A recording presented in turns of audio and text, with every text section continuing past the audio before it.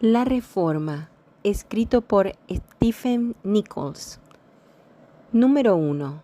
La Escritura. La doctrina de la Escritura fue central en la Reforma. La Biblia había estado oculta durante el catolicismo romano medieval luego de siglos de haberse elevado la tradición y el oficio papal como las guías más confiables de la Iglesia. Cuando el texto era consultado, se usaba la traducción latina de Jerónimo, también conocida como la Vulgata. Como parte del movimiento renacentista, Erasmo de Róterdam publicó un texto griego del Nuevo Testamento junto con el texto latino en Basilea en el 1516. Lutero clavó sus 95 tesis en la puerta de la iglesia de Wittenberg un año más tarde, el 31 de octubre de 1517. Por medio de su propia lectura de la Biblia antes de 1516 y luego por medio de la lectura del texto griego, Lutero fue liberado de las tradiciones que oscurecían el Evangelio.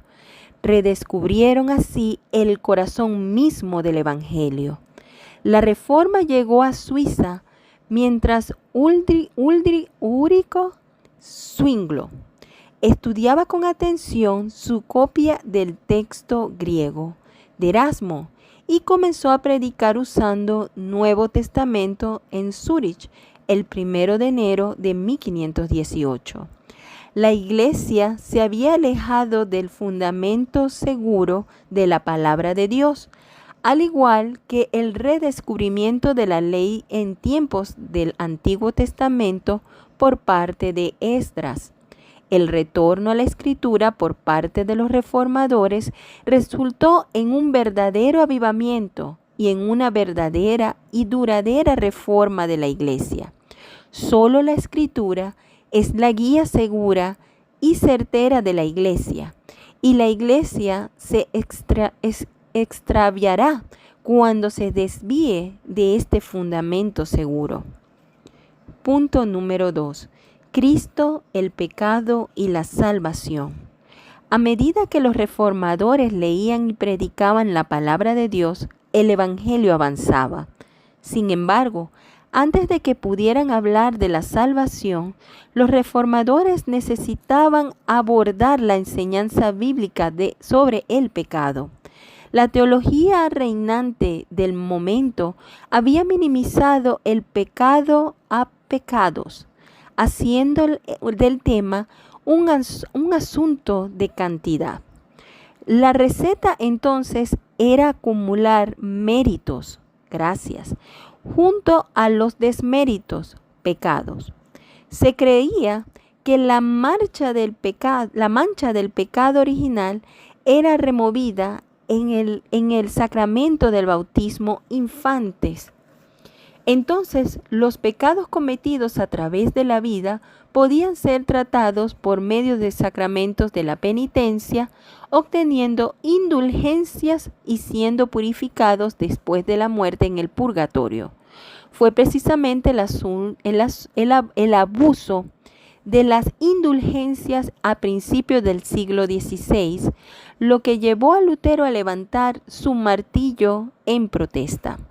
Mientras Lutero continuaba leyendo la Escritura, especialmente Romanos, aprendió que nuestro problema sobrepasa por mucho a la cantidad de pecados. Somos pecadores de raíz. No importa cuán piadosamente pudiéramos actuar, nunca podemos vencer nuestra iniquidad absoluta ante un Dios santo y justo.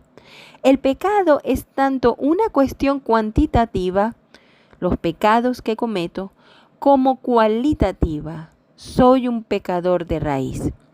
Mientras Lutero seguía leyendo a Pablo, descubrió además que la gracia no es cuantitativa. La gracia también es cualitativa. El texto clave para Lutero es Romanos 3 del 21 al 26. el cual enseña que la justicia que Dios demanda de nosotros es una que no podemos alcanzar, sino que es más bien la justicia de que Cristo cumplió por nosotros a través de su obediencia activa y pasiva en su vida y en su muerte en la cruz. A Lutero le gustaba llamarle justicia ajena, porque es separada de nosotros y viene a nosotros a través de Cristo solo. No podemos ganarla.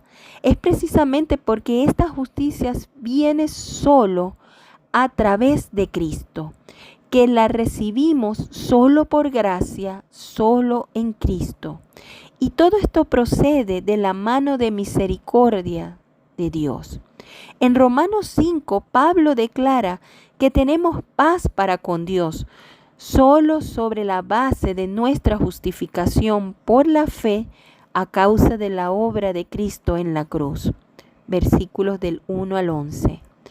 Dios se encuentra con nosotros en Cristo en la cruz. Número 3.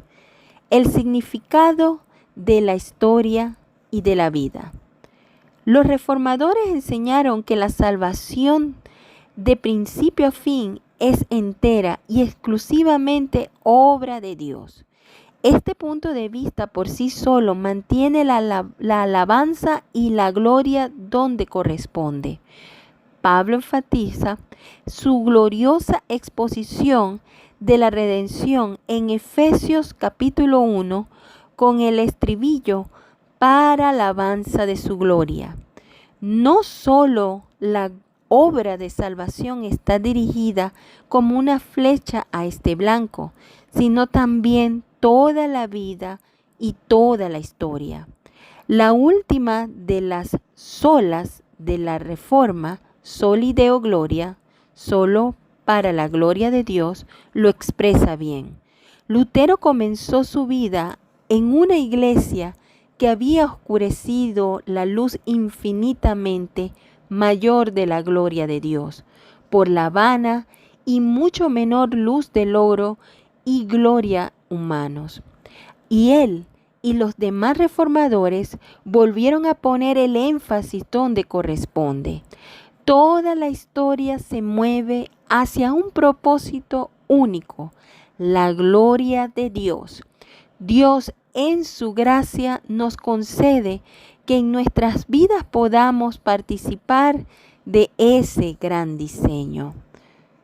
Johann Sebastian Bach creció a la sombra del castillo con vistas al pueblo de Wartburg, el mismo castillo donde Lutero fue confinado después de la dieta de Worms, y su famoso discurso, "No me retracto". Bach contribuyó de forma significativa a la tradición refinada de la música cristiana. Ya fuera de Bach compusiera piezas para la iglesia o las llamadas piezas seculares para la nobleza o para los eventos del Estado. Él siempre firmaba sus piezas con sus dos conjuntos de iniciales, JSB, por su nombre, y SDG, Soli Deo Gloria. Bach entendía que toda la vida puede y debe ser vivida solo para la gloria de Dios.